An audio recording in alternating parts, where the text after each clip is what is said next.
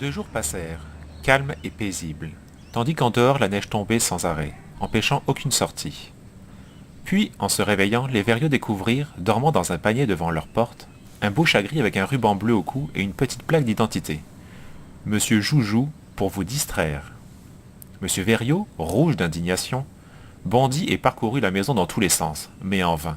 Aucun verrou, aucun volet n'avait bougé. Ce maudit chat pourtant n'était pas venu du ciel, ni le petit bouquet de pervenches qu'il portait, attaché à son collier. Combien de temps va durer cette comédie? Même ici, nous ne pouvons donc pas être tranquilles. Roselyne fredonnait sur l'air de au clair de la lune. L'œil était dans la tombe et regardait Caïn. La température baisse, la neige durcie resserre son emprise sur la montagne. Assise près du feu de la cuisine, Roselyne tricote en tâchant de faire parler Ernestine. La vieille femme doit savoir quelque chose, malgré son incurable bêtise.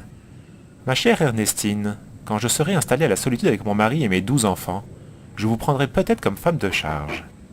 Les yeux ronds de la paysanne luisent d'une sorte d'extase. Femme de charge? Rosine incline un peu la tête. Le vallon est joli, mais c'est vraiment dommage que la solitude soit isolée. Il n'y a aucune maison proche d'ici, n'est-ce pas? Non, la première ferme est à 5 kilomètres.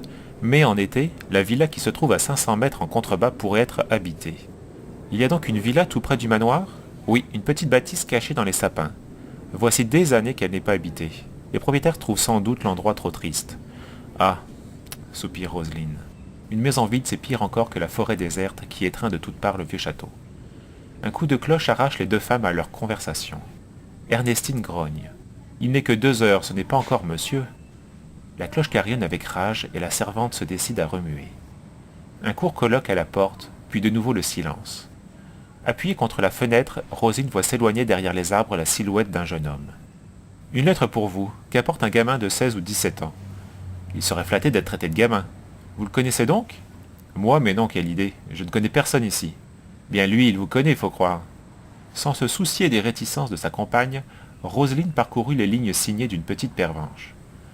Mademoiselle, si vous avez un subrogé tuteur, écrivez-lui immédiatement, afin qu'il surveille un peu les faits et gestes de votre tuteur.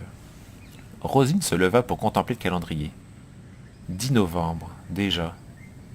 Dans combien de temps mon sympathique subrogé tuteur pourrait-il être averti? C'était un brillant officier de marine qui n'était pas souvent à terre. Heureusement, Roselyne se souvenait de l'adresse du petit appartement qu'il avait à Brest. La seule chose difficile serait de porter cette lettre à la poste de la Mure. « Que vous dit-il, ce monsieur ?» interrogea enfin Ernestine, méfiante. « C'est un secret. » Et Roselyne jeta en riant la lettre dans le feu. 2 heures après, les Verriaux étaient avertis de l'événement.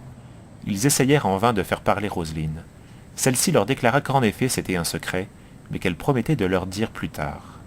Beaucoup plus tard.